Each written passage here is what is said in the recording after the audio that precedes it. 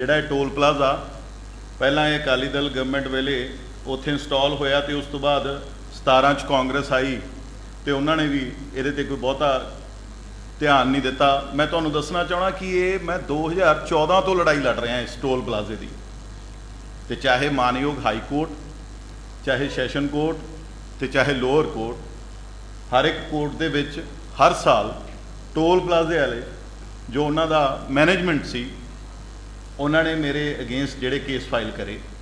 ਤੇ ਅੱਜ ਵੀ ਜਿਹੜਾ ਕੇਸ ਅੱਜ ਵੀ ਮੇਰੇ ਤੇ ਚੱਲ ਰਿਹਾ, ਜਿਹਦੀ ਆਉਣ ਵਾਲੀ 4-10 ਤਰੀਕ ਜਿਹੜੀ ਪੈਂਡਿੰਗ ਆ ਇਲੈਕਸ਼ਨ ਦੇ ਵਿੱਚ ਵੀ ਹੋਈ, ਤੇ ਮੈਂ ਉਹ ਤੁਹਾਨੂੰ ਦੱਸਣਾ ਚਾਹਣਾ। ਅਚੀਵਮੈਂਟ ਉਹਨਾਂ ਦੀ ਮੈਂ ਇਸ ਕਰਕੇ ਮੰਨਦਾ, ਜੇ ਉਹਨਾਂ ਨੇ ਕਦੇ, ਕਿਉਂਕਿ ਤੁਹਾਨੂੰ ਪਤਾ ਸੰਗਰੂਰ ਲੋਕ ਸਭਾ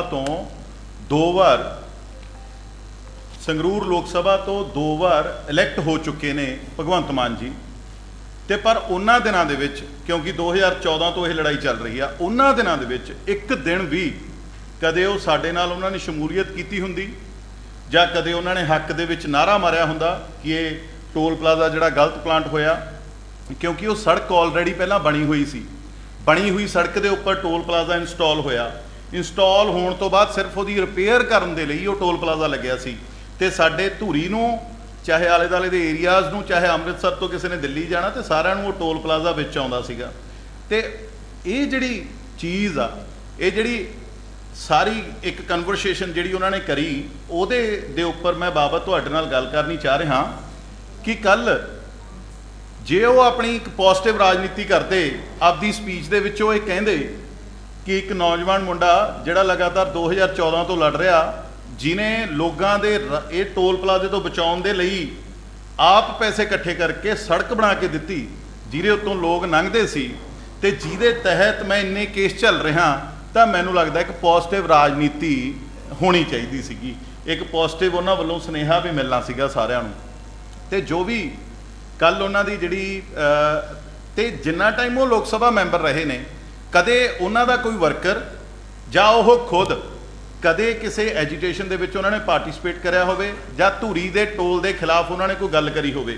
ਇੱਕ ਵਾਰ ਉਹਨਾਂ ਨੇ ਗੱਲ ਕਰੀ ਸੀ, ਉਹ ਵੀ ਸਾਡੇ ਮਿਊਨਿਸਪਲ ਕਾਉਂਸਲ ਦੇ ਇਲੈਕਸ਼ਨ ਸੀਗੇ ਧੂਰੀ ਦੇ ਵਿੱਚ, ਜਨਤਾ ਨਗਰ ਦੇ ਵਿੱਚੋਂ ਆਏ ਸੀਗੇ। ਉੱਥੇ ਆ ਕੇ ਵੀ ਉਹਨਾਂ ਨੇ ਇਹ ਕਿਹਾ ਸੀ ਵੀ ਇਹ ਜਿਹੜਾ ਮੁੰਡਾ ਟੋਲ ਪਲਾਜ਼ੇ ਲਈ ਲੜ ਰਿਹਾ, ਟੋਲ ਪਲਾਜ਼ਾ ਕਿੱਡੀ ਕੁ ਵੱਡੀ ਗੱਲ ਆ, ਇਹ ਤਾਂ ਪਾਸ ਬਣ ਜਾਂਦਾ ਲੋਕਾਂ ਦਾ, ਇੱਥੋਂ ਤਾਂ ਪਾਸ ਰਾਹੀਂ ਆਪਾਂ ਨਿਕਲ ਸਕਦੇ ਹਾਂ ਪਾਸ ਲੈ ਕੇ, ਤੇ ਮੈਂ ਬਣਾਉਂਗਾ ਸਾਰਿਆਂ ਦੇ ਪਾਸ। ਔਨ ਰਿਕਾਰਡ ਗੱਲ ਕਰ ਰਿਹਾ, ਇਹ ਵੀਡੀਓ ਸਾਰਿਆਂ ਨੇ ਦੇਖੀ ਵੀ ਹੋਣੀ ਆ ਤੇ ਪਈ ਵੀ ਹੋਣੀ ਆ। ਤੇ ਕੱਲ ਜਦੋਂ ਉਹਦਾ ਕੰਟਰੈਕਟ ਖਤਮ ਹੋ ਰਿਹਾ ਸੀਗਾ, ਮੈਂ ਮਾਨਯੋਗ ਮੁੱਖ ਮੰਤਰੀ ਸਾਹਿਬ ਤੋਂ ਪੁੱਛਣਾ ਚਾਹਣਾ ਕਿ ਮੈਂ ਇਸ ਚੀਜ਼ ਦੇ ਬਿਲਕੁਲ ਤੁਹਾਡੇ ਪੱਖ 'ਚ ਹਾਂ, ਹਰ ਇੱਕ ਉਸ ਬੰਦੇ ਦੇ ਪੱਖ 'ਚ ਹਾਂ ਜਿਹੜਾ ਟੋਲ ਪਲਾਜ਼ਿਆਂ ਨੂੰ ਖਤਮ ਕਰੂਗਾ। ਕਿਉਂਕਿ ਜਦੋਂ ਕੱਲ ਉਹ ਆਪਦੀ ਸਪੀਚ ਖੁਦ ਕਹਿ ਰਹੇ ਸੀ ਵੀ 8% ਜਿਹੜਾ ਸਾਨੂੰ ਟੈਕਸ ਦੇਣਾ ਪੈਂਦਾ ਜਦੋਂ ਅਸੀਂ ਸੜਕਾਂ ਤੋਂ ਗੁਜ਼ਰਦੇ ਹਾਂ ਜਾਂ ਸੜਕਾਂ ਤੋਂ ਨਿਕਲਦੇ ਹਾਂ, ਤਾਂ ਫਿਰ ਇਹ ਟੋਲ ਕਿਉਂ ਲੱਗਣੇ ਚਾਹੀਦੇ ਨੇ। ਇਹੀ ਲੜਾਈ ਤਾਂ ਮੈਂ ਲੜ ਰਿਹਾ 2014 ਤੋਂ ਲੈ ਕੇ ਅੱਜ ਤੱਕ। ਤੇ ਇੱਕ ਸਾਡੀ ਕਮੇਟੀ ਵੀ ਬਣੀ ਲਾਡੋ ਵਾਲੇ ਟੋਲ ਪਲਾਜ਼ੇ ਨੂੰ, ਉਹਦੇ ਕੰਟਰੈਕਟ ਲੰਘੇ ਨੂੰ ਪਤਾ ਨਹੀਂ ਕਿੰਨਾ ਕੁ ਟਾਈਮ ਹੋ ਗਿਆ। ਮੈਂ ਉਹਨਾਂ ਦਾ ਧੰਨਵਾਦ ਕਰਦਾ ਮੁੱਖ ਮੰਤਰੀ ਸਾਹਿਬ ਦਾ, ਜੋ ਕੱਲ ਆਪਣੀ ਗੱਲ ਦੇ ਵਿੱਚ ਇਹ ਗੱਲ ਕਹਿੰਦੇ ਵੀ ਲਓ ਜੀ ਅੱਜ ਰਾਤ ਨੂੰ 12 ਵਜੇ ਤੋਂ ਬਾਅਦ। ਉਹਨਾਂ ਨੇ ਇਹ ਗੱਲ ਕਿਉਂ ਨਹੀਂ ਕਹੀ? ਉਹਨਾਂ ਨੇ ਉਹੀ ਟੋਲ ਪਲਾਜ਼ਾ ਕਿਉਂ ਬੰਦ ਕਰਿਆ ਜਿਹੜਾ ਜਿਹਦੀ ਗੱਲ ਮਿਆਦ ਹੀ ਖਤਮ ਹੋ ਜਾਣੀ ਸੀ? ਜੇ ਕੱਲ ਮੁੱਖ ਮੰਤਰੀ ਸਾਹਿਬ ਨੇ ਤਕਰੀਬਨ 11-12 ਵਜੇ ਪ੍ਰੋਗਰਾਮ ਕਰਿਆ, ਤੇ ਸਵਾਦ ਵਾਲੀ ਗੱਲ ਤਾਂ ਹੁੰਦੀ ਜੇ ਉੱਥੇ ਹੀ ਖੜ ਕੇ ਉਹ ਕਹਿੰਦੇ ਵੀ ਲੈ ਜੀ ਹੁਣ ਤੋਂ ਬਾਅਦ ਤੁਹਾਡਾ ਟੋਲ ਟੈਕਸ। ਉਹ ਤਾਂ 1 ਘੰਟਾ ਪਹਿਲਾਂ ਵੀ ਟੋਲ ਪਲਾਜ਼ਾ ਨਹੀਂ ਬੰਦ ਕਰਾ ਸਕੇ। ਟੋਲ ਪਲਾਜ਼ੇ ਵਾਲੇ ਦਾ ਜਿੰਨਾ ਕੰਟਰੈਕਟ ਸੀਗਾ ਉਹਨਾਂ ਨੇ ਰਾਤ ਨੂੰ 12 ਵਜੇ ਬੰਦ ਕਰਿਆ ਟੋਲ ਪਲਾਜ਼ਾ। ਤਾਂ ਫਿਰ ਅਚੀਵਮੈਂਟ ਕਿਉਂ ਗਿਣਾਉਂਦੇ ਨੇ ਉਹ ਆਪਦੀ ਇਸ ਚੀਜ਼ ਦੇ ਉੱਤੇ? ਅਸੀਂ ਸਾਰੇ ਨੌਜਵਾਨਾਂ ਨੇ, ਆਲੇ ਦੁਆਲੇ ਪਿੰਡਾਂ ਦੀਆਂ ਪੰਚਾਇਤਾਂ ਨੇ ਇਕੱਠੇ ਹੋ ਕੇ ਉਹ ਟੋਲ ਪਲਾਜ਼ੇ ਤੋਂ ਬਦਲਵਾਂ ਰਸਤਾ ਦਿੱਤਾ। ਹਰ ਰੋਜ਼ ਮੈਂ ਇੱਕ ਬੰਦੇ ਦੀ ਜੇਬ 'ਚੋਂ 100 ਰੁਪਏ ਦਾ ਨੋਟ ਬਚਾਉਂਦਾ ਸੀਗਾ ਤਾਂ ਕਿ ਉਹ ਆਪਦੇ ਪਰਿਵਾਰ ਲਈ ਕੁਝ ਸਮਾਨ ਲੈ ਕੇ ਜਾ ਸਕੇ। ਗੱਡੀਆਂ ਤੋਂ ਬਿਨਾਂ ਜਿਹੜੇ 3 ਵੀਲਰਸ ਨੇ, ਸਾਡੇ ਟੈਕਸੀ ਚਲਾਉਣ ਵਾਲੇ ਭਰਾ ਨੇ, ਸਾਡੇ ਹੋਰ ਟਰਾਂਸਪੋਰਟਰਸ ਨੇ, ਉਹਨਾਂ ਨੂੰ ਕਿੰਨੀ, ਕਿਉਂਕਿ ਸਾਡੇ ਧੂਰੀ ਤੋਂ ਸੰਗਰੂਰ ਦੀ ਜਿਹੜੀ ਵਾਟ ਆ ਉਹ 13 ਕਿਲੋਮੀਟਰ ਆ, ਡਿਸਟ੍ਰਿਕਟ ਹੈੱਡਕੁਆਟਰ ਉੱਥੇ ਆ। ਸੋ ਮੈਂ ਤਾਂ ਅੱਜ ਤੱਕ ਤਿੰਨੇ ਸਰਕਾਰਾਂ ਨਾਲ ਲੜਿਆ। ਮੈਂ ਪਹਿਲਾਂ ਅਕਾਲੀ ਦਲ ਨਾਲ ਲੜਿਆ, ਫਿਰ ਆਪਦੀ ਸਰਕਾਰ ਦੇ ਵਿੱਚ ਵੀ ਇਹ ਆਵਾਜ਼ ਬੁਲੰਦ ਰੱਖੀ ਆ, ਵਿਧਾਨ ਸਭਾ ਦੇ ਵਿੱਚ ਵੀ ਤੁਸੀਂ ਬਹੁਤ ਸਾਰੇ ਸਾਥੀ ਇੱਥੇ ਗਵਾਹ ਬੈਠੇ ਨੇ ਜਦੋਂ ਮੈਂ ਉੱਥੇ ਇਹ ਪ੍ਰਸ਼ਨ ਬਾਰ-ਬਾਰ ਚੱਕਦਾ ਸੀਗਾ, ਤੇ ਇਸ ਵਾਰ ਵੀ। ਕਿਉਂਕਿ ਜਿਹੜੀ ਹੁਣ ਵੀ ਇਹ ਸਰਕਾਰ ਆ, ਕੇਸ ਆ ਜਿਹੜਾ ਮੇਰੇ ਤੇ, ਇਹ ਸਰਕਾਰ ਵੱਲੋਂ ਹੀ ਪੇਸ਼ ਹੁੰਦੇ ਨੇ ਨਾ ਸਾਡੇ ਅਗੇਂਸਟ ਜਿਹੜੇ ਐਡਵੋਕੇਟ ਸਾਹਿਬ ਹੁੰਦੇ ਨੇ। ਸੋ ਮੈਨੂੰ ਲੱਗਦਾ ਕਿ ਇਹ ਜਿਹੜੀ ਕੱਲ ਵਾਲੀ ਸੈਸ਼ਨ ਕੋਰਟ ਸੰਗਰੂਰ ਪੈਂਡਿੰਗ ਆ ਜੀ। ਤੇ ਮੈਂ ਇਹਦੀ ਕਾਪੀ ਵੀ ਦਊਂਗਾ ਤੁਹਾਨੂੰ ਸਾਰਿਆਂ ਨੂੰ। ਇਹੀ ਕੇਸ ਦੇ ਨਾਲ ਮੈਂ ਸਾਰੇ ਪੁਆਇੰਟਸ ਬਾਏ ਪੁਆਇੰਟਸ ਉਹਨਾਂ ਨੇ ਸਾਡੇ ਤੇ ਕੇਸ ਕਿਉਂ ਕਰੇ। ਕੱਲ ਉਹਨਾਂ ਨੇ ਕਿਹਾ ਕਿ ਇੱਥੇ ਟੋਲ ਵਾਲੇ ਸਾਡੇ ਤੋਂ ਐਗਜ਼ੈਂਪਸ਼ਨ ਮੰਗ ਰਹੇ ਸੀਗੇ ਵੀ ਇਹ ਕਿਸਾਨ ਜਥੇਬੰਦੀਆਂ ਵੱਲੋਂ ਜਦੋਂ ਐਜੀਟੇਸ਼ਨ ਕਰੇਗੇ ਉਦੋਂ ਟੋਲ ਪਲਾਜ਼ੇ ਬੰਦ ਰਹੇ। ਤੇ ਉਦੋਂ ਕੱਲਾ ਇਹ ਟੋਲ ਪਲਾਜ਼ਾ ਨਹੀਂ, ਉਦੋਂ ਸਾਰੇ ਹੀ ਬੰਦ ਰਹੇ। ਸਾਡੀ ਸਰਕਾਰ ਨੇ ਸਾਰੇ ਟੋਲ ਪਲਾਜ਼ੇ ਬੰਦ ਕਰਕੇ ਰੱਖੇ ਵੀ ਨਹੀਂ, ਇਹ ਸਾਡਾ ਸਾਰਿਆਂ ਦਾ ਇਕੱਠਾ ਜਿਹੜਾ ਇੱਕ ਸਾਡਾ ਫਰਜ਼ ਬਣਦਾ। ਤੇ ਉਸ ਧਰਨੇ ਦੇ ਵਿੱਚ ਵੀ ਮੈਂ ਬੜੀ ਖੁਸ਼ੀ ਨਾਲ ਤੇ ਫਕਰ ਨਾਲ ਕਹਿਣਾ ਕਿ ਧੂਰੀ ਤੋਂ ਆਪਦੇ ਪਰਿਵਾਰ ਨਾਲ 2 ਵਾਰ ਪੈਦਲ ਜਾ ਕੇ ਆਏ ਆ, ਟਿੱਕਰੀ ਤੇ ਸਿੰਘੂ। ਤੇ ਉਸ ਤੋਂ ਬਾਅਦ ਤੀਸਰਾ ਪੁਆਇੰਟ ਉਹਨਾਂ ਨੇ ਇਹ ਵੀ ਲਿਖਿਆ ਹੋਇਆ ਵੀ ਸਾਨੂੰ ਗੋਲਡੀ ਕਰਕੇ ਇਹ ਸੜਕ ਦਾ ਨੁਕਸਾਨ ਹੋਇਆ, ਸਾਨੂੰ ਜਿਹੜੇ ਪੈਸੇ ਸੀਗੇ ਉਹ ਨਹੀਂ ਮਿਲ ਸਕੇ। 35 ਲੱਖ ਰੁਪਇਆ ਪਰ ਮੰਥ ਉਹਨਾਂ ਨੇ ਮੇਰੇ ਤੇ ਐਜ਼ ਆ ਹਰਜਾਨਾ ਤੌਰ ਤੇ ਕੇਸ ਕਰਿਆ ਹੋਇਆ ਸੀਗਾ ਟੋਲ ਪਲਾਜ਼ੇ ਵਾਲਿਆਂ ਨੇ ਵੀ ਗੋਲਡੀ ਆਪਦੀ ਜੇਬ ਚੋਂ ਦਵੇ, ਦਲਵੀਰ ਸਿੰਘ ਗੋਲਡੀ ਆਪਦੀ ਪਾਕਟ ਚੋਂ ਦਵੇ ਕਿ ਜਿਹੜਾ ਉਹ ਸਾਨੂੰ ਨੁਕਸਾਨ ਕਰਾਉਂਦਾ। ਸੋ ਮੈਂ ਚਾਹਣਾ, ਮੈਂ ਮਾਨ ਸਾਹਿਬ ਦੀ ਨੂੰ ਬੇਨਤੀ ਕਰਨੀ ਚਾਹਣਾ ਕਿ ਉਹ ਸਾਰੇ ਦੇ ਸਾਰੇ ਟੋਲ ਪਲਾਜ਼ੇ ਬੰਦ ਕਰਨ। ਆਉਣ ਵਾਲੇ ਟੋਲ ਪਲਾਜ਼ੇ ਬੰਦ ਹੋਣ ਵਾਲੀ ਲਿਸਟ ਤੁਹਾਡੇ ਕੋਲੇ ਹੋਣੀ ਆ। ਤੇ ਮੈਨੂੰ ਲੱਗਦਾ ਕਿ ਆਪਾਂ ਫਿਰ ਉਹੀ 2 ਕਿਉਂ ਬੰਦ ਕਰੇ। ਤੇ ਆਪਾਂ ਤਾਂ ਫਿਰ ਕੱਲ ਜਦੋਂ ਉਹ ਟੋਲ ਪਲਾਜ਼ਾ ਬੰਦ ਕਰਨ ਜਾ ਰਹੇ ਸੀ ਤਾਂ ਚੰਡੀਗੜ੍ਹ ਤੋਂ ਮੈਨੂੰ ਲੱਗਦਾ ਉਹ ਸਿੱਧੀ ਇਹ ਸੜਕ ਬਨੂੜ ਵਾਲੀ ਗਏ ਹੋਣਗੇ, ਬਨੂੜ ਰਾਜਪੁਰਾ, ਭਵਾਨੀਗੜ੍ਹ, ਸੰਗਰੂਰ, ਫਿਰ ਧੂਰੀ ਪਹੁੰਚੇ ਹੋਣਗੇ। ਤੇ ਰਸਤੇ 'ਚ ਵੀ ਉਹਨਾਂ ਨੂੰ ਟੋਲ ਪਲਾਜ਼ੇ ਦਿਖੇ ਹੋਣਗੇ। ਮੈਂ ਤਾਂ ਚਾਹੁੰਦਾ ਸੀ ਵੀ ਤੁਰੇ ਜਾਂਦੇ ਜਾਂਦੇ ਸਾਰੀ ਬੰਦ ਕਰਾਉਂਦੇ ਉਹ ਵੀ ਭਰਾਵੋ ਇਹ ਜਿਹੜੀ ਗਲਤ ਆ, ਇਹ ਲੋਕਾਂ ਦੀ ਜੇਬ ਤੇ, ਇੱਕ ਆਮ ਇਨਸਾਨ ਦੀ ਜੇਬ ਤੇ ਲੁੱਟ ਆ। ਇਹ ਚੀਜ਼ਾਂ ਦੇ ਉੱਤੇ ਆਪਾਂ ਨੂੰ ਸਾਰਿਆਂ ਨੂੰ ਮੈਂ ਬੇਨਤੀ ਕਰਨੀ ਚਾਹਣਾ ਕਿ ਪੋਜ਼ਿਟਿਵ ਸਿਰ ਨਾਲ ਸਿਰ ਜੋੜ ਕੇ ਰਾਜਨੀਤੀ ਕਰਨੀ ਪਊਗੀ। ਇਹ ਨਹੀਂ ਵੀ ਅੱਜ ਤੁਸੀਂ ਸੱਤਾ ਦੇ ਵਿੱਚੋਂ ਤਾਂ ਤੁਸੀਂ ਦੂਸਰੇ ਤੇ ਉਂਗਲੀ ਚੱਕੀ ਚੱਲੋ ਤੇ ਕੱਲ ਨੂੰ ਅਸੀਂ ਸੱਤਾ 'ਚ ਹੋਵਾਂਗੇ ਅਸੀਂ ਤੁਹਾਡੇ ਤੇ ਉਂਗਲੀ ਚੱਕੀ ਚੱਲੀਏ। ਜੇ ਪੰਜਾਬ ਨੂੰ ਅੱਗੇ ਲੈ ਕੇ ਜਾਣਾ ਤਾਂ ਆਪਾਂ ਸਾਰਿਆਂ ਨੂੰ ਪਾਰਟੀਬਾਜ਼ੀ ਤੋਂ ਇੱਕ ਵਾਰ ਪਰਾਂ ਹੋ ਕੇ, ਹੁਣ ਤੁਸੀਂ ਜਿੱਤ ਚੁੱਕੇ ਹੋ, ਹੁਣ ਤੁਸੀਂ ਤੁਹਾਨੂੰ ਵੋਟਾਂ ਪੈ ਗਈਆਂ। ਜਿਵੇਂ ਤੁਸੀਂ ਕੱਲ ਕਹਿ ਰਹੇ ਸੀ ਆਪਣੀ ਸਪੀਚ ਦੇ ਵਿੱਚ ਵੀ ਹੁਣ ਵੋਟਾਂ ਵਾਪਸ ਤਾਂ ਹੋ ਨਹੀਂ ਸਕਦੀਆਂ, ਉਹ ਗੱਲ ਕਹਿ ਰਹੇ ਸੀ, ਜ਼ਿਕਰ ਕਰ ਰਹੇ ਸੀ ਵੀ ਲੌਂਗੋਵਾਲ ਸਾਹਿਬ ਨੇ ਉਦੋਂ ਵੋਟਾਂ ਇਸ ਪੱਧਰ ਤੇ ਮੰਗੀਆਂ ਸੀ ਵੀ ਅਸੀਂ ਇਹ ਟੋਲ ਪਲਾਜ਼ਾ ਨਹੀਂ ਲੱਗਣ ਦਿੰਦੇ, ਤੁਸੀਂ ਸਾਨੂੰ ਬਾਈ ਇਲੈਕਸ਼ਨ ਜਿਤਾ ਦਿਓ। ਪਰ ਜਦੋਂ ਜਿੱਤ ਗਏ ਤਾਂ ਉਹ ਵੋਟਾਂ ਵਾਪਸ ਨਹੀਂ ਹੋ ਸਕਦੀਆਂ ਸੀ ਕਿਉਂਕਿ ਉਹਨਾਂ ਨੇ ਟੋਲ ਪਲਾਜ਼ਾ ਇੰਸਟਾਲ ਕਰਾਤਾ। ਤੇ ਵੋਟਾਂ ਤਾਂ ਮਾਨ ਸਾਹਿਬ ਅੱਜ ਵੀ ਵਾਪਸ ਨਹੀਂ ਹੋ ਸਕਦੀਆਂ ਜਿਹੜੀਆਂ ਲੋਕਾਂ ਨੇ ਤੁਹਾਨੂੰ ਪਾਈਆਂ ਨੇ। ਵੋਟਾਂ ਨਹੀਂ ਵਾਪਸ ਹੁੰਦੀਆਂ। ਪਰ ਮੈਨੂੰ ਲੱਗਦਾ ਕਿ ਤੁਸੀਂ ਇੱਕ ਗਰਾਊਂਡ ਤੋਂ ਉੱਠੇ ਹੋਏ ਹੋ, ਮੈਂ ਇਸ ਚੀਜ਼ ਦੀ ਸ਼ਲਾਘਾ ਕਰਦਾ। ਤੇ ਪਰ ਮੈਂ ਇੱਕ ਚੀਜ਼ ਨਾਲ ਹੋਰ ਵੀ ਕਹਿਣੀ ਚਾਹਣਾ, ਜਦੋਂ ਉਹ ਬੰਦ ਹੀ ਹੋ ਰਿਹਾ ਸੀ ਤਾਂ ਆਪਾਂ ਨੂੰ ਸਰਕਾਰੀ ਇੰਨਾ ਪੈਸਾ ਤਾਮ-ਝਾਮ ਖਰਚਣ ਦੀ ਕੀ ਜ਼ਰੂਰਤ ਸੀ। ਆਪਾਂ ਇੱਥੋਂ ਵੀ ਇੱਕ ਬਾਈਟ ਦੇ ਕੇ ਜਾਂ ਜਿਵੇਂ ਉਹ ਆਪਣੇ ਮੁੱਖ ਮੰਤਰੀ ਆਫਿਸ ਤੋਂ ਜਿਹੜਾ ਇੱਕ ਪ੍ਰੈਸ ਕਾਨਫਰੰਸ ਵਗੈਰਾ ਕਰਦੇ ਨੇ ਉੱਥੋਂ ਵੀ ਕਰ ਸਕਦੇ ਸੀ। ਤਾਂ ਇੰਨਾ ਬੋਝ ਉਹਨਾਂ ਨੇ ਸਿਰਫ ਹਿਮਾਚਲ ਦੀ ਇਲੈਕਸ਼ਨ ਵਾਸਤੇ, ਸਿਰਫ ਗੁਜਰਾਤ ਦੀ ਇਲੈਕਸ਼ਨ ਵਾਸਤੇ ਕਿ ਬਾਹਰ ਲੋਕਾਂ ਨੂੰ ਦਿਖਾਉਣਾ ਜੀ ਦੇਖੋ ਅਸੀਂ ਨੇ ਟੋਲ ਪਲਾਜ਼ਾ ਬੰਦ ਕਰਤਾ, ਸਾਰਿਆਂ ਨੇ ਰੀਟਵੀਟ ਕਰੇ ਨੇ ਉਹਨਾਂ ਦੇ ਟੋਲ ਪਲਾਜ਼ੇ ਦੇ। ਤਾਂ ਮੈਂ ਤਾਂ ਇਹੀ ਇੱਕੋ ਹੀ ਚੀਜ਼ ਕਹਿਣਾ, ਇਸ ਤੋਂ ਬਾਅਦ ਤੁਸੀਂ ਮੇਰੇ ਤੋਂ ਕੁਐਸਚਨ ਕਰ ਸਕਦੇ ਹੋ ਵੀ ਮੈਂ ਤਾਂ ਉਹਨਾਂ ਦੀ ਅਚੀਵਮੈਂਟ ਇਹ ਤਾਂ ਮੰਨਦਾ ਜੇ ਉਹਨਾਂ ਨੇ 2014 ਤੋਂ ਲੈ ਕੇ 2022 ਤੱਕ ਕਦੇ ਇੱਕ ਦਿਨ ਵੀ ਮੇਰੇ ਵਾਂਗੂ ਦਰੀ ਵਿਛਾ ਕੇ ਧਰਨਾ ਲਾਇਆ ਹੁੰਦਾ, ਮੇਰੇ ਵਾਂਗੂ ਥਾਣਿਆਂ 'ਚ ਰਾਤਾਂ ਕੱਟੀਆਂ ਹੁੰਦੀਆਂ, ਜਾਂ ਮੇਰੇ ਵਾਂਗੂ ਸਾਰੇ ਕੋਰਟਾਂ ਦੇ ਵਿੱਚ ਮਾਨਯੋਗ ਕੋਰਟ ਦੇ ਵਿੱਚ ਜਿਹੜੇ ਵੀ ਸਾਡੇ ਤੇ ਕੇਸ ਹੋਏ ਉਹ ਲੜੇ। ਆ ਮੇਰੇ ਦੋਸਤ ਬੈਠੇ ਨੇ ਜੋ ਲਗਾਤਾਰ ਮੇਰਾ ਸਾਥ ਦੇ ਰਹੇ ਨੇ, ਐਡਵੋਕੇਟ ਨੇ, ਜਿਨ੍ਹਾਂ ਨੇ ਇਹ ਵੀ ਤੁਹਾਨੂੰ ਜੇ ਕੋਈ ਵੀ ਕਿਸੇ ਵੀ ਚੀਜ਼ ਦੀ ਇਨਫੋਰਮੇਸ਼ਨ ਤੁਸੀਂ ਨੇ ਲੈਣੀ ਆ, ਜਿੰਨੇ ਵੀ ਕੇਸ ਹੋਏ ਨੇ ਆਨਲਾਈਨ ਸਾਰਿਆਂ ਦਾ ਰਿਕਾਰਡ ਆ, ਤੁਸੀਂ ਚੈੱਕ ਕਰ ਸਕਦੇ ਹੋ। ਉਹਦੀ ਕਾਪੀ ਤੁਸੀਂ ਲੈਣਾ ਚਾਹੁੰਦੇ ਹੋ ਤਾਂ ਉਹਦੀ ਕਾਪੀ ਵੀ ਆ, ਪੁਆਇੰਟ ਵਾਈਜ਼ ਪੁਆਇੰਟ ਇਹਦੇ ਤੇ ਜਿਹੜੇ ਟੋਲ ਵਾਲੇ ਨੇ ਉਹਨਾਂ ਨੂੰ ਸਾਡੇ ਤੋਂ ਕੀ ਪ੍ਰੋਬਲਮ ਸੀਗੀ ਇਹਦੇ 'ਚ ਉਹਨਾਂ ਨੇ ਬਕਾਇਦਾ ਲਿਖਿਆ ਹੋਇਆ। ਸੋ ਮੈਂ ਇਹ ਬੇਨਤੀ ਕਰਨੀ ਚਾਹਣਾ ਕਿ ਆਪਾਂ ਸਾਰੇ ਜਾਣੇ ਇੱਕ ਪੋਜ਼ਿਟਿਵ ਦਿਸ਼ਾ ਨੂੰ ਚੱਲੀਏ, ਇੱਕ ਪੋਜ਼ਿਟਿਵ ਰਾਜਨੀਤੀ ਨੂੰ ਅਡਾਪਟ ਕਰੀਏ। ਤੇ ਇਸ ਚੀਜ਼ ਦੇ ਉੱਤੇ ਮਾਨਯੋਗ ਮੁੱਖ ਮੰਤਰੀ ਤੋਂ ਮੈਂ ਮੰਗ ਕਰਨੀ ਚਾਹਣਾ ਕਿ ਆਉਣ ਵਾਲੇ ਦਿਨਾਂ ਦੇ ਵਿੱਚ ਉਹ ਪੰਜਾਬ ਦੇ ਸਾਰੇ ਟੋਲ ਮਾਫ ਕਰਨਗੇ। ਕਿਉਂਕਿ ਮੈਨੂੰ ਯਾਦ ਆ ਮੈਂ ਤੇ ਬੈਂਸ ਸਾਹਿਬ ਅਸੀਂ ਇੱਕ ਕਮੇਟੀ 'ਚ ਇਕੱਠੇ ਸੀਗੇ ਜਿਹਦੇ 'ਚ ਅਸੀਂ ਨੇ ਸਾਰੀ RTI ਕਢਾਈਆਂ ਨੇ। ਤੇ ਉਹ ਜਿਹੜੀ ਉਹ ਲਾਡੋਵਾਲ ਵਾਲੀ ਕੱਢਿਓ ਇੱਕ ਮਿੰਟ, ਉਹਨੂੰ ਬੰਦ ਹੋਏ ਨੂੰ ਪਤਾ ਨਹੀਂ, ਉਹ ਇੱਕ ਕੰਪਨੀ ਨੇ ਛੋਟਾ ਜਿਹਾ ਕੇਸ ਕਰਿਆ ਹੋਇਆ, ਛੋਟਾ ਜਿਹਾ ਇੱਕ ਕੇਸ ਵੀ ਸਾਡਾ ਖਰਚਾ ਵੱਧ ਗਿਆ ਜੀ ਸੜਕ ਤੇ, ਤਾਂ ਉਹ ਕੇਸ ਦੇ ਬਿਹਾਫ ਤੇ ਤਕਰੀਬਨ ਮੈਨੂੰ ਲੱਗਦਾ 10 ਤੋਂ 15 ਸਾਲ ਹੋ ਗਏ ਉਹ ਲੋਕਾਂ ਤੋਂ ਟੋਲ ਵਸੂਲੀ ਜਾ ਰਹੇ ਨੇ। ਤੇ ਆਪਣੇ ਲੋਕ ਵਿਚਾਰੇ ਕਿਉਂਕਿ ਉਹਨਾਂ ਨੇ ਜਾਣਾ ਹੁੰਦਾ ਕਿਸੇ ਨਾ ਕਿਸੇ ਕੰਮ ਤੇ, ਉਹ ਆਪਦੀ ਜੇਬ ਚੋਂ ਜਿਹੜੇ ਪੈਸੇ ਲੋਕਾਂ ਨੂੰ ਦੇਈ ਜਾ ਰਹੇ ਨੇ। ਸੋ ਇਹ ਚੀਜ਼ਾਂ ਦੇ ਉੱਤੇ ਵੀ ਜ਼ਰੂਰ ਉਹ ਧਿਆਨ ਦੇਣਗੇ। ਤੇ ਮੈਨੂੰ ਲੱਗਦਾ ਕਿ ਜਦੋਂ ਕਿਸੇ ਬੰਦੇ ਨੇ ਕਿਸੇ ਕੰਮ ਲਈ ਪਹਿਲਾਂ ਮਿਹਨਤ ਕਰੀ ਹੋਵੇ ਤੇ ਮੈਨੂੰ ਲੱਗਦਾ ਕਿ ਉਹਨੂੰ ਐਪਰੀਸ਼ੀਏਸ਼ਨ ਮਿਲਣੀ ਜ਼ਰੂਰੀ ਸੀ। ਤੇ ਉੱਥੇ ਉਹ ਜ਼ਰੂਰ ਕਹਿੰਦੇ ਪਾਰਟੀਬਾਜ਼ੀ ਤੋਂ ਪਰਾਂ ਹੋ ਕੇ ਕਿ ਭਾਈ ਇਹ ਚੀਜ਼ ਤੁਸੀਂ ਕਿਉਂਕਿ ਉਹ ਦੋਵੇਂ ਵਾਰ ਲੋਕ ਸਭਾ ਮੈਂਬਰ ਰਹੇ ਨੇ ਉੱਥੋਂ, ਜਿੰਨਾ ਟਾਈਮ ਮੈਂ ਲੜਿਆ। ਅੱਜ ਜਦੋਂ ਕੰਟਰੈਕਟ ਬੰਦ ਹੋ ਗਿਆ ਤਾਂ ਉਹਨਾਂ ਨੇ ਕੱਲ ਉੱਥੇ ਇਹ ਪ੍ਰੋਗਰਾਮ ਰੱਖਿਆ। ਤੇ ਹੁਣ ਮੈਂ ਚਾਹਾਂਗਾ ਕਿ ਜੀ ਜੀ ਜੀ ਜੀ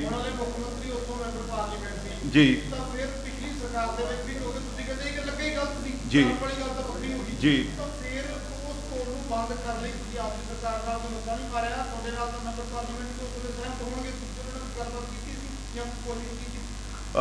ਤੁਹਾਡੀ ਬਿਲਕੁਲ ਇਹ ਵਾਜਬ ਗੱਲ ਆ। ਤੁਸੀਂ ਜਿਹੜੀ ਇਹ ਗੱਲ ਪੁੱਛ ਰਹੇ ਹੋ, ਉਦੋਂ ਮੈਂ ਇਸ ਕਰਕੇ ਨਹੀਂ ਬੰਦ ਕਰਵਾ ਸਕਦਾ ਸੀ ਕਿਉਂਕਿ ਕੱਲ ਵੀ ਜਦੋਂ ਮੁੱਖ ਮੰਤਰੀ ਸਾਹਿਬ 11-12 ਵਜੇ ਪ੍ਰੋਗਰਾਮ ਕਰਿਆ ਉਹਨਾਂ ਨੇ ਨਾ, ਤਾਂ ਉਦੋਂ ਵੀ ਉਹ ਬੰਦ ਨਹੀਂ ਕਰਵਾ ਸਕੇ।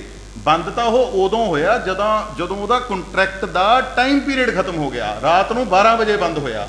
ਸੋ ਉਹ ਕੰਟਰੈਕਟੀ ਲੂਪਹੋਲਸ ਹੀ ਇੰਨੇ ਹੁੰਦੇ ਨੇ। ਮੇਰਾ ਫਰਜ਼ ਸੀਗਾ ਲੋਕਾਂ ਦੀ ਆਵਾਜ਼, ਲੋਕਾਂ ਦੀ ਬੁਲੰਦ ਕਰਨੀ, ਲੋਕਾਂ ਦੀ ਦਿੱਕਤਾਂ ਨੂੰ ਸਾਹਮਣੇ ਲੈ ਕੇ ਆਉਣਾ। ਤਾਂ ਮੈਂ ਉਹਦੇ ਲਈ ਸੜਕ ਬਣਾ ਕੇ ਜਿਹੜਾ ਲੋਕਾਂ ਨੂੰ ਰਾਹਤ ਦੇਣ ਦੀ ਕੋਸ਼ਿਸ਼ ਕਰੀ।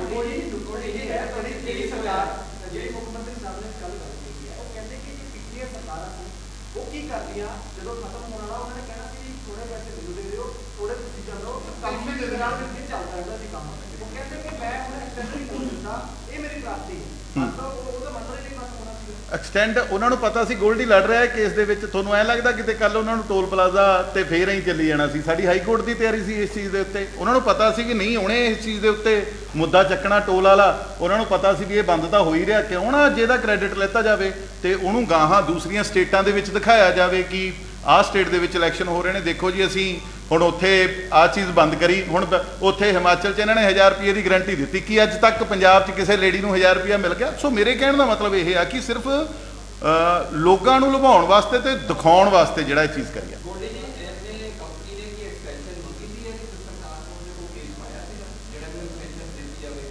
ਨਹੀਂ, ਹਜੇ ਤੱਕ ਇਹਦੇ ਤੇ ਮੈਂ ਬਹੁਤੀ ਡਿਟੇਲ 'ਚ, ਕਿਉਂਕਿ ਕੱਲ ਮੈਂ ਦਿੱਲੀ ਸੀਗਾ ਭਾਜੀ, ਕੱਲ ਸਾਡਾ ਉੱਥੇ ਹੱਲਾ ਬੋਲ ਰੈਲੀ ਸੀਗੀ। ਮੈਂ ਸਵੇਰੀ ਅੱਜ ਇੱਥੇ ਪਹੁੰਚਿਆ ਤੇ 10 ਵਜੇ ਉਹ ਵੀ ਮੈਂ ਬਹੁਤ ਜਲਦੀ ਤੁਹਾਨੂੰ ਕਲੀਅਰ ਕਰਕੇ ਦੱਸੂਗਾ। ਵੈਸੇ ਉਹਨਾਂ ਨੇ ਕੋਈ ਐਕਸਟੈਂਸ਼ਨ ਮੰਗੀ ਨਹੀਂ ਹੋਣੀ ਕਿਉਂਕਿ ਮੈਕਸਿਮਮ ਲੋਕ ਨੇ ਜਿਹੜੇ ਉਹ ਮੇਰੇ ਵਾਲੀ ਬਣਾਈ ਹੋਈ ਸੜਕ ਤੋਂ ਦੀ ਨਿਕਲਦੇ ਸੀਗੇ। ਹਰ ਇੱਕ ਬੰਦਾ ਉੱਧਰ ਦੀ ਉਹਦੇ ਕੋਲੇ ਪਾਸ ਸੀਗਾ, ਯਾਨੀ ਕਿ ਉੱਧਰ ਦੀ ਨਿਕਲ ਜਾਂਦੇ ਸੀ, ਉਹਨਾਂ ਦੇ ਪੈਸੇ ਬਚ ਜਾਂਦੇ ਸੀ। ਉਹ ਬਿਲਕੁਲ ਹੀ, ਜੇ ਤੁਸੀਂ ਦੇਖੋਗੇ ਤੁਸੀਂ ਤਾਂ ਖੈਰ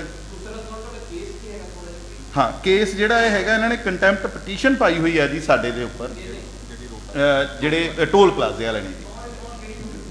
ਇਹ MS ਲੁਧਿਆਣਾ ਇਨਫਰਾ ਜੀ ਇਹ, ਤੇ ਇਹਨਾਂ ਨੇ ਪਹਿਲਾਂ ਵੀ ਬਹੁਤ ਸਾਰੇ ਕੇਸ ਕਰੇ ਬਟ ਅਸੀਂ ਉਹਨਾਂ ਦੇ ਵਿੱਚੋਂ ਮਾਣਯੋਗ ਕੋਰਟ ਨੂੰ ਇਹ ਚੀਜ਼ ਨਹੀਂ ਲੱਗੀ ਕਿ ਅਸੀਂ ਨੇ ਕੁਝ ਗਲਤ ਕਰਿਆ, ਤਾਂ ਉਹਨਾਂ ਨੇ ਸਾਨੂੰ ਇਹਦੇ ਤੇ ਐਗਜ਼ੈਂਪਟ ਕਰਦੇ ਰਹੇ। ਤੇ ਇਹ ਕੇਸ ਜਿਹੜਾ ਹਜੇ ਇਸ ਟਾਈਮ ਜਿਹੜਾ ਸੰਗਰੂਰ ਸੈਸ਼ਨ ਕੋਰਟ ਦੇ ਵਿੱਚ ਚੱਲ ਰਿਹਾ, ਕੰਟੈਂਪਟ ਪਟੀਸ਼ਨ ਆ ਜੀ। ਵੀ ਇਹਦੇ ਨਾਲ ਸਾਨੂੰ ਨੁਕਸਾਨ ਹੋ ਰਿਹਾ ਜੀ, ਇਹ ਸੜਕ ਬਣਾਉਣ ਨਾਲ ਜੀ, ਵੀ ਇਹਦੇ ਨਾਲ ਸਾਨੂੰ ਜਿਹੜਾ ਸਾਡੇ ਬਿਜ਼ਨਸ ਨੂੰ ਲਾਸ ਹੋ ਰਿਹਾ ਕਿ ਇਹ ਕਾਫੀ ਟਾਈਮ ਤੋਂ। ਇਹ ਮੈਂ ਤੁਹਾਨੂੰ ਫੋਟੋਆਂ ਦਿਖਾਉਣਾ ਜਿਹੜੀਆਂ ਮੇਰੀ ਟੀਮ ਦੀਆਂ ਮਿਹਨਤ ਕਰਦੇ ਦੀਆਂ ਫੋਟੋਆਂ ਨੇ। 2014 ਤੋਂ ਅਸੀਂ ਇੱਕ ਪਟੜੀ ਸੀਗੀ, ਸੂਏ ਦੀ ਪਟੜੀ, ਉਹਨੂੰ ਬਹੁਤ ਵਧੀਆ ਤਰੀਕੇ ਨਾਲ ਸਵਾਰਿਆ, ਪੂਰੀ ਮਿਹਨਤ ਖੁਦ ਅਸੀਂ, ਇੱਕ ਵੀ ਇਹਦੇ 'ਚ ਸਰਕਾਰੀ ਪੈਸਾ ਨਹੀਂ ਯੂਜ਼ ਹੋਣ ਦਿੱਤਾ। ਸਾਰਾ ਅਸੀਂ ਜਿੰਨੇ ਵੀ ਨੌਜਵਾਨ ਸੀਗੇ ਅਸੀਂ ਸਾਰਿਆਂ ਨੇ ਇਕੱਠੇ ਹੋ ਕੇ ਜਿਹੜਾ ਇਹਦੇ ਤੇ ਇਹ, ਯਾਨੀ ਕਿ ਮੇਰੀਆਂ ਮੈਂ ਤੁਹਾਨੂੰ ਦਿਖਾਉਣਾ ਚਾਹਣਾ ਕਿ ਕਿਸ ਤਰੀਕੇ ਨਾਲ ਅਸੀਂ ਨੇ ਇਹ ਸੜਕ ਦੀ, ਇਹ ਸੜਕ ਕਹੀ ਜੀ ਸੀ ਤੇ ਅਸੀਂ ਕਿਸ ਤਰੀਕੇ ਨਾਲ ਇਹਦੇ ਤੇ ਮਿਹਨਤ ਕਰੀ ਤੇ ਕਿਸ ਤਰੀਕੇ ਨਾਲ ਫਿਰ ਇਹ ਜਿਹੜੀ ਸੜਕ ਆ ਉਹ ਬਣੀ। ਇਹ ਸਾਰੀ ਇਹ ਜਿਹੜਾ ਕੇਸ ਕਰਿਆ ਹੋਇਆ ਇਹਦੇ 'ਚ ਵੀ ਉਹਨਾਂ ਨੇ ਸਭ ਤੋਂ ਪਹਿਲਾਂ ਜਦੋਂ ਬਿਲਕੁਲ ਹੀ ਭੱਠੇ ਦੀ ਕੇਰੀ ਕਹਿ ਦਿੰਦੇ ਨੇ ਜਿਹਨੂੰ, ਉੱਥੋਂ ਸ਼ੁਰੂਆਤ ਕਰੀ ਸੀ ਅਸੀਂ ਨੇ, ਉਹ ਸਿੱਟ ਕੇ। ਤੇ ਇੰਨੀ ਮਿਹਨਤ ਕਰਨ ਦੇ ਬਾਵਜੂਦ ਯਾਨੀ ਕਿ ਜਿਹੜਾ ਮੈਨੂੰ ਲੱਗਦਾ ਕਿ ਇਹ ਸਿਰਫ ਆਪਦੀ ਅਚੀਵਮੈਂਟ ਗਣਾਉਣ ਦੇ ਚੱਕਰ 'ਚ ਉਹ ਸਾਨੂੰ ਅੱਖੋਂ ਪਰੋਖੇ ਕਰਕੇ ਅਗੇਂਸਟ ਰਿਹਾ ਜੀ। ਸਾਡੇ ਜਿਹੜੇ ਡਿਪਾਰਟਮੈਂਟ ਦੇ ਐਡਵੋਕੇਟ ਸਾਹਿਬ ਸੀ ਉਹੀ ਸਾਡੇ ਐਡਵੋਕੇਟ ਸਾਹਿਬ ਦੇ ਅਗੇਂਸਟ ਕੇਸ ਲੜਦੇ ਸੀਗੇ ਜੀ। ਇਹ ਚਾਹੇ ਉਹ ਪੁਰਾਣੀ ਗੱਲ ਕਰ ਲਈਏ ਆਪਾਂ 2014, 15, 16 ਦੀ ਗੱਲ ਕਰ ਲਈਏ, ਚਾਹੇ ਉਹ ਪਿਛਲੀ ਸਰਕਾਰ ਦੀ ਗੱਲ ਕਰ ਲਈਏ, ਤੇ ਚਾਹੇ ਉਹ ਇਹ ਸਰਕਾਰ।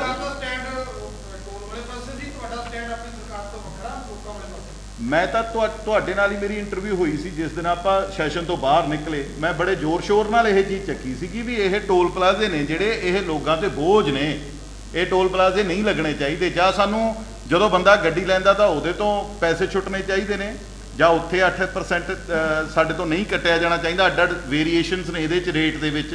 UT 'ਚ ਅਲੱਗ ਆ ਜੀ, पंजाब दे विच अलग आ ये रेट, ठीक है ना।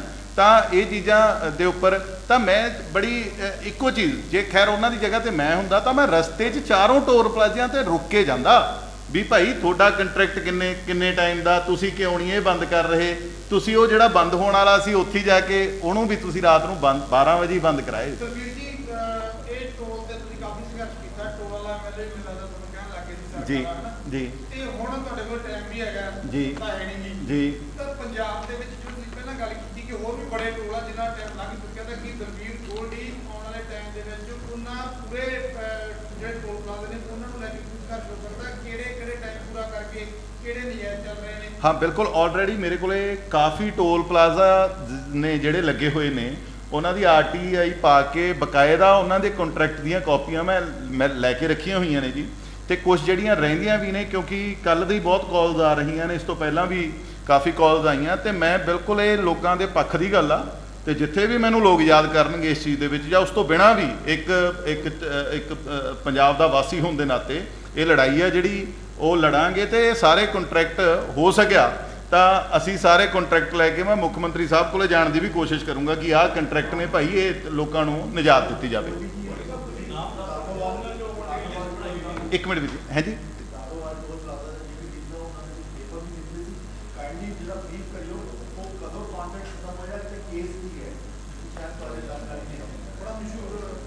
ਦੋ 2009 ਚ ਇਹਦਾ ਕੰਟਰੈਕਟ ਖਤਮ ਹੋ ਗਿਆ ਸੀ ਜੀ ਲਾਡੋਵਾਲ ਦਾ, 2009 ਚ। ਅੱਜ 2022 ਚੱਲ ਰਹੀ ਆ, 13 ਸਾਲ ਹੋ ਗਏ ਸਾਨੂੰ। ਸਾਡੇ ਲੋਕ ਜਿਹੜੀਆਂ ਜੇਬਾਂ ਚੋਂ ਆਪਦੇ ਪੈਸੇ ਦਿੰਦੇ ਹਨ।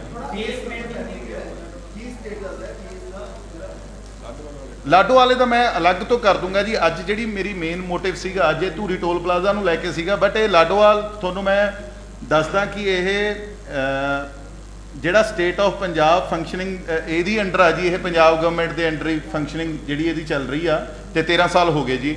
ਤੇ ਇਹ ਜਿਹੜੀ ਚੀਜ਼ ਨੂੰ ਤੇ ਇਹਦੀ ਥੋੜੀ ਹੋਰ ਡਿਟੇਲਸ ਨੇ ਜਿਹੜੀਆਂ ਉਹ ਮੈਂ ਤੁਹਾਡੇ ਰੂਬਰੂ ਜ਼ਰੂਰ ਕਰਾਂਗਾ ਜੀ। ਜੀ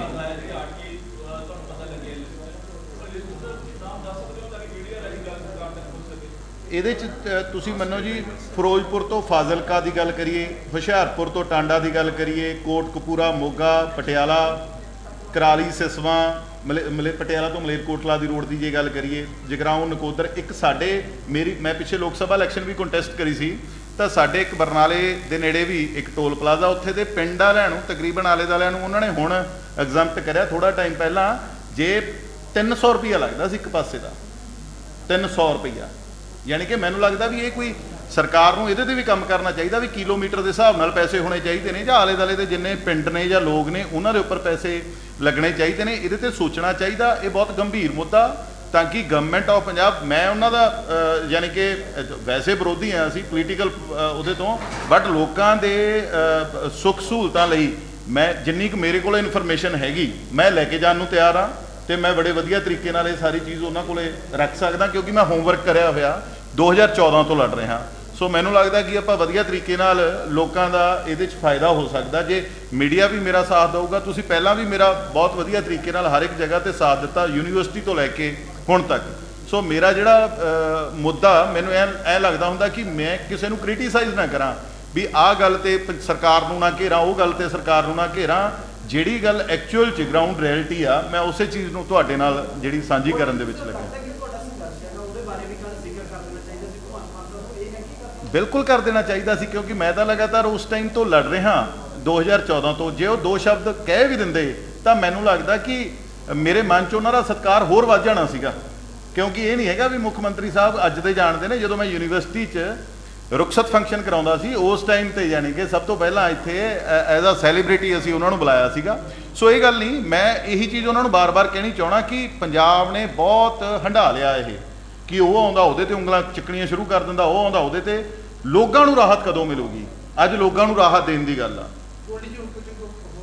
ਜੀ।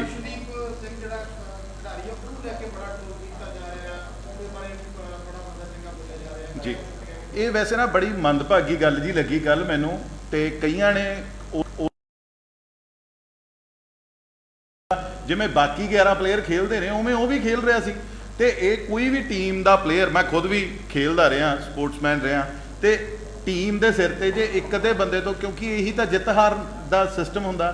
ਜੇ ਉਹਨੇ ਅੱਜ ਕਿੱਥੇ ਤਾਂ ਉਹਨੂੰ ਆਪਾਂ ਨੇ ਬੂਸਟ ਕਰਨਾ ਸੀਗਾ ਵੀ ਉਹਦਾ ਦੂਸਰਾ ਮੈਚ ਸੀਗਾ ਸਿਰਫ ਇਹ ਪਾਕਿਸਤਾਨ ਦੇ ਅਗੇਂਸਟ, ਕਿੱਥੇ ਤਾਂ ਆਪਾਂ ਨੇ ਉਹਨੂੰ ਬੂਸਟ ਕਰਨਾ ਸੀਗਾ ਤੇ ਉਹਦੇ ਬਜਾਏ ਲਾਸਟ ਓਵਰ ਉਹਨੇ ਕਿੰਨਾ ਜ਼ਬਰਦਸਤ ਕਰਿਆ, ਸਾਰੀਆਂ ਯਾਰਕਰਾਂ ਮਾਰੀਆਂ ਉਹਨੇ।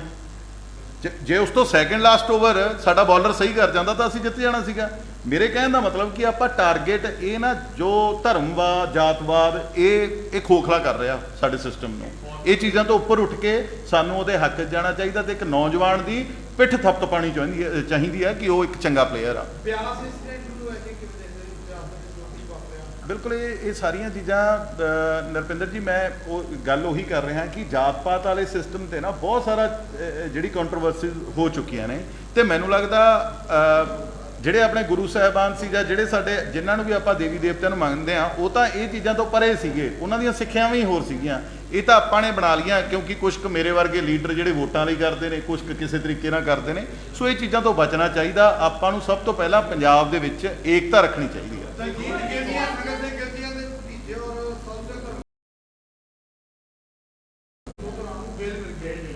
ਹਾਂਜੀ, ਅੱਛਾ ਜੀ, ਅੱਜ ਜੀ ਜੀ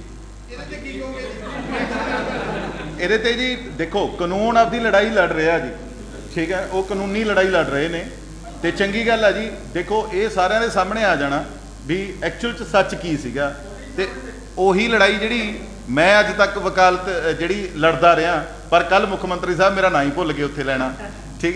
ਜਿਹੜੀਆਂ ਇਹ ਚੀਜ਼ਾਂ ਨੇ ਇਹਦੇ ਤੇ ਵੀ ਆਪਾਂ ਨੂੰ ਦੇਖੋ ਕਾਨੂੰਨ ਨੇ ਆਪਣਾ ਕੰਮ ਕਰਨਾ ਤੇ ਸਾਨੂੰ ਸਾਡੀ ਪਾਰਟੀ ਨੂੰ ਕਾਨੂੰਨ ਤੇ ਪੂਰਾ ਵਿਸ਼ਵਾਸ ਆ ਕਿ ਉਹ ਸੱਚ ਨੂੰ ਸੱਚ ਕਹਿਣਗੇ। ਮੋਹਾਲੀ ਦੇ ਵਿੱਚ ਜੋ ਲਿਖਿਆ ਤਾਂ ਕੀ ਲੱਗਦਾ ਕਿੱਥੇ ਕਮੀਆਂ ਰਹਿ ਜਾਂਦੀਆਂ ਸਾਡੇ ਸਿਸਟਮ ਦੇ ਵਿੱਚ ਕਮੀਆਂ ਜਾਂ ਜੇ ਪਰਮਿਸ਼ਨਾਂ ਨੂੰ ਦਿੱਤੀਆਂ ਗਈਆਂ ਤਾਂ ਕਿਤੇ ਕਮੀ ਰਹੇਗੀ?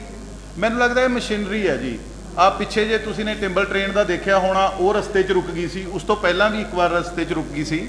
ਸੋ ਟਿੰਬਲ ਟ੍ਰੇਨ ਦਾ ਵੀ ਅਜਿਹੀ ਘਟਨਾ ਹੋ ਗਈ ਜਾਂ ਬਾਹਰੇ ਵੀ ਇਹੋ ਜਿਹੀਆਂ ਬਹੁਤ ਪ੍ਰੋਬਲਮਸ ਆਉਂਦੀਆਂ ਨੇ। ਮੈਨੂੰ ਲੱਗਦਾ ਕਿ ਥੋੜੀ ਜਿਹੀ ਕਿਤੇ ਨਾ ਕਿਤੇ ਕਮੀ ਹੈ ਜਿਹੜੀ ਇਹ ਜਿਵੇਂ ਸਮਝ ਲਓ ਬਾਹਰ ਵੀ ਕਈ ਇਨਸੀਡੈਂਟ ਇਹੋ ਜਿਹੇ ਆਪਾਂ ਦੇਖੇ ਨੇ, YouTube ਤੇ ਤੁਸੀਂ ਸਰਚ ਕਰੋਗੇ ਤਾਂ ਇਹਦੇ 'ਚ ਕੋਈ ਆਪਾਂ ਇੱਕ ਬੰਦੇ ਨੂੰ ਪਾਰਟੀਕੂਲਰ ਕਸੂਰਵਾਰ ਨਹੀਂ ਕਹਿ ਸਕਦੇ। ਤੇ ਮੈਂ ਤਾਂ ਇਹੀ ਕਹਾਂਗਾ ਕਿ ਜਦੋਂ ਵੀ ਅਜਿਹੀਆਂ ਚੀਜ਼ਾਂ ਹੋਣੀਆਂ ਨੇ ਉਹਨਾਂ ਨੂੰ ਹੋਰ ਚੰਗੀ ਤਰ੍ਹਾਂ ਉਹਨਾਂ ਦੀ ਜਿਹੜੀ ਪੜਤਾਲ ਕਰਕੇ ਯਾਨੀ ਕਿ ਉਹ ਮਸ਼ੀਨਰੀਆਂ ਨੂੰ ਫਿੱਟ ਕਰਨਾ ਚਾਹੀਦਾ।